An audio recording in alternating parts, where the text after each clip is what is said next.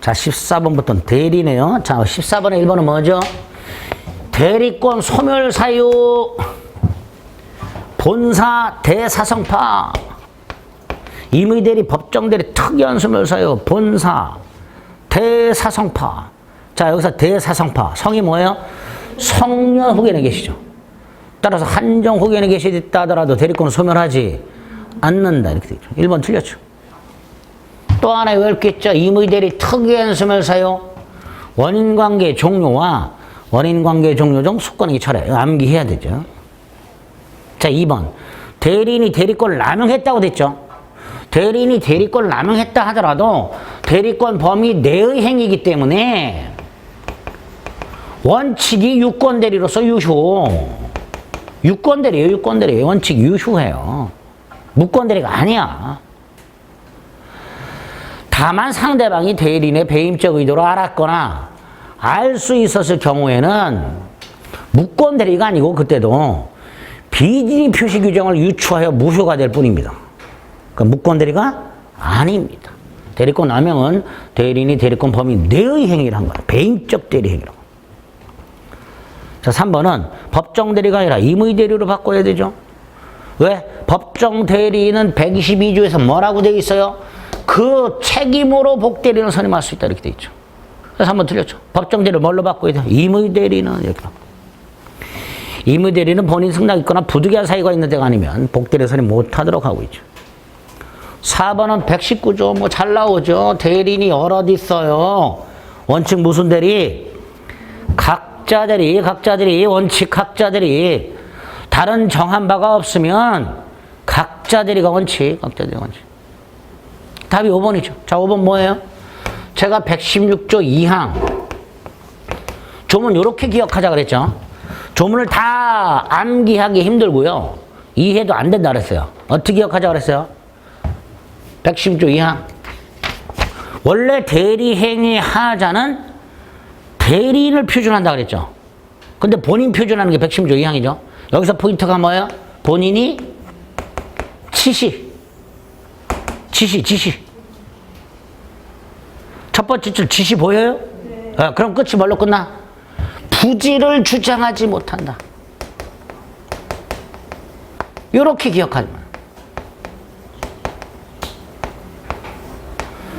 본인이 대리인에게 지시를 하고 대리인이 그 지시에 쫓아 행위한 경우 본인은 자신이 알았거나 과실로 인하여 알지 못한 사정에 대해서 대리인의 부지를 주장하지 못한다 이렇게 돼 있어요. 그런데 그 중간에 있는 단어들을 암기가 굉장히 힘들고 내용도 어렵단 말이죠. 그러니까 딱 키워드로 지시 찾고요. 부지 주장하지 못한다. 그럼 돼요. 이걸 틀린 걸로 내면은요. 끝을 바꾸면 돼요.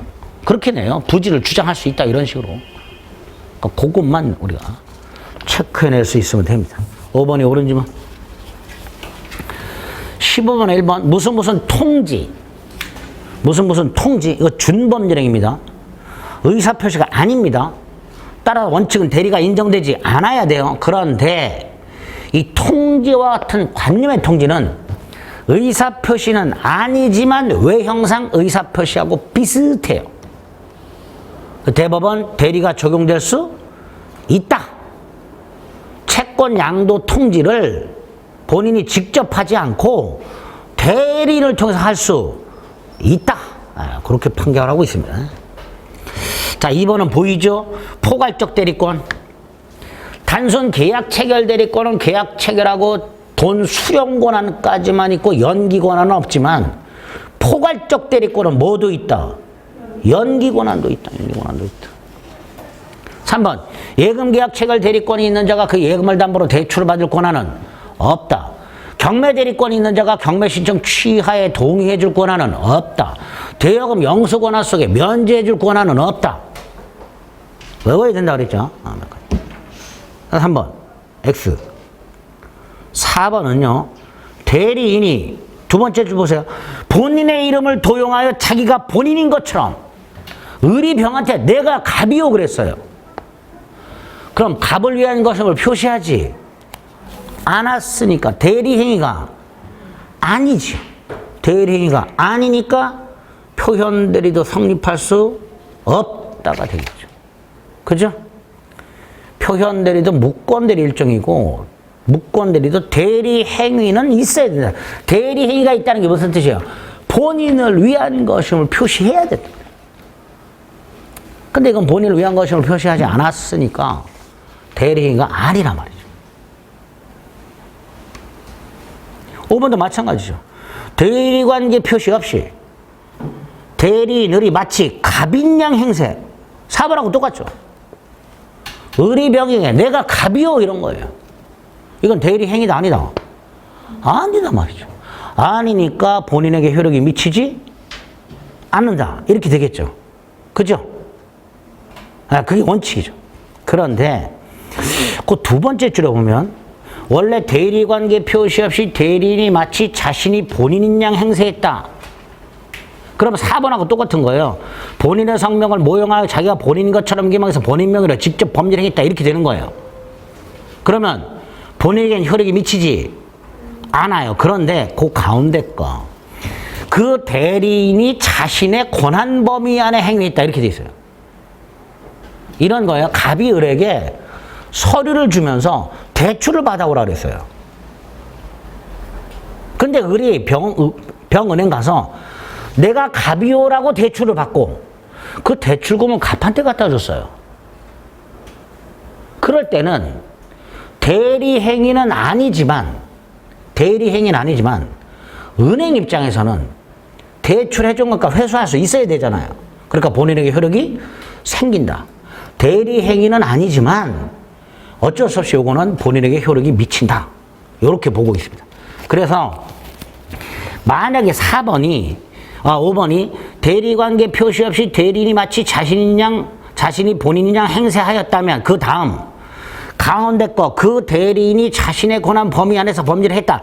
요 말이 빠지고 다이렉트로 그 효력은 본인에게 미치지 않는다. 이렇게 나오면 옳은 지문이에요. 그렇게 나온 게 4번이에요. 본인 이름을 모여서 본인 것처럼 기망해서 행위를 했다. 딱 끝. 그럼 본인의 효력이 미치진 않아. 그런데 그 대리인이 그 권한 범위에서 범죄를 행했다.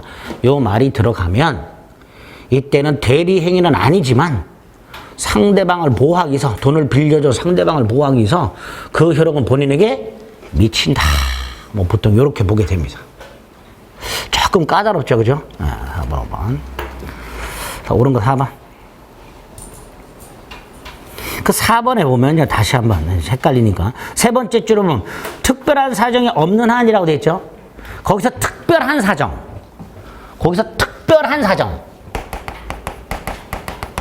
4번에 특별한 사정. 이걸 밑줄을 짰고 여기까지. 그리고 이걸 밑으로 화살표를 딱 해갖고 그 대리인이 법률 행위를 했다. 이렇게. 요게 특별한 사정이에요. 요게. 그러니까 특별한 사정이 없다면 대리가 아니다. 본인의 효력이 미치지 않는다. 근데 특별한 사정이 있다면 대리 행위는 아니지만 본인에게 효력이 미친다. 이렇게 되겠죠. 그렇게 연결해서 기억하시면 됩니다. 조금 까다로웠죠. 4번, 5번. 특히 5번. 16번 을은 갑의 대리인으로서 갑을 이유하여 병가계약을 했다. 자, 1번 을은 117조 행위능력자임을 요하지 않죠. 의사능력은 있어야 되죠. 2번 을의 대리행위가 무권대리라는 이유로 갑이 무효를 주장할 때 그 을의 대리행위가 권한을 넘은 표현대리라고 되어 있죠. 이 권한을 넘은 표현대리는요 상대방이 증명하도록 하고 있어요. 판례가. 조금 까다롭습니다. 2번 지문도. 125조나 대리권 수여 표시한 표현들이나 129조 권한 소멸의 표현들이는 본인이 입증을 해야 돼요. 얘 무권 대리다. 이렇게. 그런데 126조만큼은 상대방이 입증을 해야 돼요. 나는 선이 무과실이다. 그래서 표현대리가 성립한다. 본인 책임져라. 라고 상대방이 입증해야 된다라는 게 판례입니다. 2번 지문은 거의 처음 보는 걸 거예요. 그죠? 자, 오늘 기억합니다. 126조 권한 넘은 표현들이 입증을 누가 해라? 상대방. 그런데 3번에 또 명확하게 답이 보이죠. 계약 체결에 관한 권한이라고 돼 있죠. 그런데 세 번째 줄 해제 등 일체의 처분권 행사할 수 있다. X. 계약 체결 대리권 속에는 해제권이 있다 없다? 없다 그랬죠. 3번 딱 고르면 되죠. 자, 4번. 갑으로부터 아파트 권한을 아파트에 관한 관리 권한을 임받아 갑으로 가장하여 병에게 임대했어요. 을이요. 내가 갑이요 그랬어요. 그럼 아까도 말씀드린 이거 대리가 아니라 그랬죠. 그런데 그 다음에 을이 다시 갑으로 가장해서 아파트를 매도했어. 이때 매수인 병을 보호해야 돼. 아까 15번에 5번하고 비슷해요. 병을 보호할 필요가 있어. 병을. 아무것도 모르고 을로부터 아파트를 산. 기존에 임대해서 2년을 잘 살고 나서 다시 아파트를 을로부터 산 을, 갑, 병. 에 보호할 필요가 있다. 그래서 대리 행위는 아니지만, 그래서 표현대리가 성립하는 것은 아니지만 표현대리를 유추하여 본인 갑에게 효력이 미친다. 그래서 15번에 5번과 16번에 5번, 16번에 4번 두 가지 모두 다 대리 행위는 아니지만 특별한 사정이 인정돼. 특별한 사정. 병을 보호해야 되는. 그럴 때는 본인에게 효력이 미친다. 라고 하는 아주 예외적인 판례입니다. 자, 5번은 우리 125조 대리권 수요 표시한 표현대리는 대리인인 것처럼 하고 돌아다니는 것을 본인이 묵인했을 때 성립한다 그랬죠. 그거죠. 대리권 수요는 묵시적으로 할 수 있는데 을이 갑의 대리인의 겉모습을 가지고 행위. 이런 거죠. 을이 병한테 나는 갑의 대리인이다 이러고 있는 거예요. 근데 갑이 그걸 알면서도 방임을 하고 있어. 방임이 뭐예요? 묵인. 따라서 이런 건 뭐로 볼 수 있다? 대리권 수요 또는 수요 표시로 볼 수 있다. 그 5번. 자, 그래서 우리 16번 같은 경우는 2번이나 4번이나 5번이 좀 많이 까다로운 지문이죠. 그런데 답은 3번에 딱 있단 말이에요. 명확하게. 아까도 말씀드렸듯이 이렇게 명확하게 답이 있단 말이에요. 17번 복대리는 누구의 대리인? 본인의 대리인이죠. 대리인 이름으로 선임한 본인의 대리인. 1번 틀렸죠. 이건 법정 대리인은 122조에서 뭐라고 돼 있어요? 그 책임으로 복대리를 선임할 수 있다. 그러니까 무제한 선임권이 있단 말이에요. 2번 틀렸죠. 3번이 답이죠. 복대리권은 대리권의 범위를 넘을 수 없다, 같거나 작아야 한다. 이렇게 되겠죠. 4번은 임의 대리인은 본인 승낙 또는 부득이한 사유가 있으면 복대리를 선임할 수 있죠. 이때 어떤 책임을 져요? 선임, 감독에 관한 책임을 지죠. 4번. 틀렸죠. 5번. 대리권이 소멸했다라고 돼 있어요. 그럼 복대리권도 소멸하죠. 그러니까 틀린 지문이 되죠. 옳은 거 3번. 이런 식으로 대리행위, 복대리 정리 딱 재야 됩니다. 18번은 무권대리죠. 잠시 쉬었다 보겠습니다.